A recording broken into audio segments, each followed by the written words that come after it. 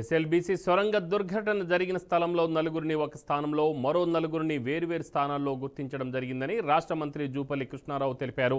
NDRF, DRF, army, navy, దక్షిణ మధ్య railway Singareni కాలనీస్తో పాటు జయప్రకాష్ నారాయణ కంపెనీ టీంలు సెర్చ్ ఆపరేషన్లో పనిచేస్తున్నాయన్నారు. రేపు మధ్యాహ్నం వరకు కార్మికుల ఆచూకీ లభించడంతో పాటు సెర్చ్ ఆపరేషన్ పూర్తి చేస్తామని ఆయన తెలిపారు.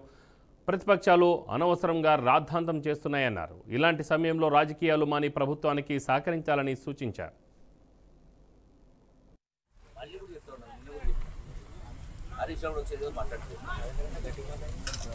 మా 10 సంవత్సరాల కాలంలో 200 కిలోమీటర్ల టన్నల్ తొమ్మిది మాట్లాడారు.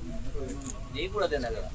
మరి మీరు కొత్తగా మొదలుపెట్టి 200 కిలోమీటర్ల టన్నల్ 10 సంవత్సరాలు తొమ్మినప్పుడు మరి మిగిలినటువంటి మీరు 10 కిలోమీటర్లు చేసిండ్రు, మిగతా 9 కిలోమీటర్లు 10 సంవత్సరాలు ఎందుకు చేయలేకపోయినా దానికి సమాధానం చెప్పలేదు. మూలా చేసి ఉంటే ఈ సంఘటన జరగకపోయింది కదా. వాస్తవం కదా, ఎందుకు జరుగుపో అట్లా చెప్పిన ఇది మీ వల్ల జరిగిన అన్నాను కదా.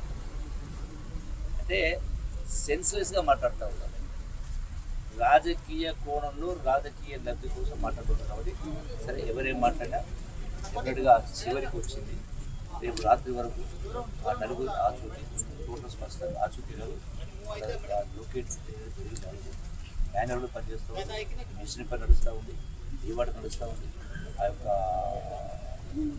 బెల్ట్ కన్వేయర్ బెల్ట్ను కూడా రెస్టోర్ చేసేదారు. ఏ రకమైనటువంటి చర్యలు తీసుకోవాలో ఆ రకమైనటువంటి చర్యలు తీసుకుంటా ఉన్నాం.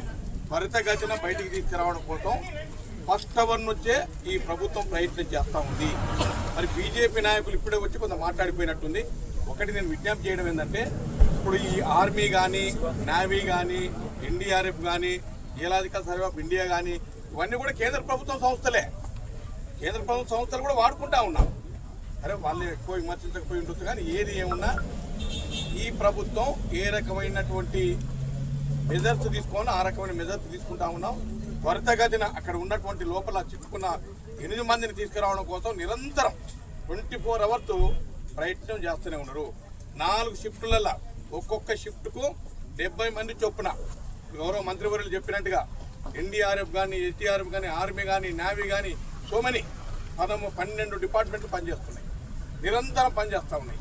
కాబట్టి ఎవరు ఏం చెప్పినా ఇది ప్రభుత్వ వైఫల్యం కానే కాదు. ఇది న్యాచురల్ కెలామిటీ, ఇది ప్రకృతి వైపరీత్యం.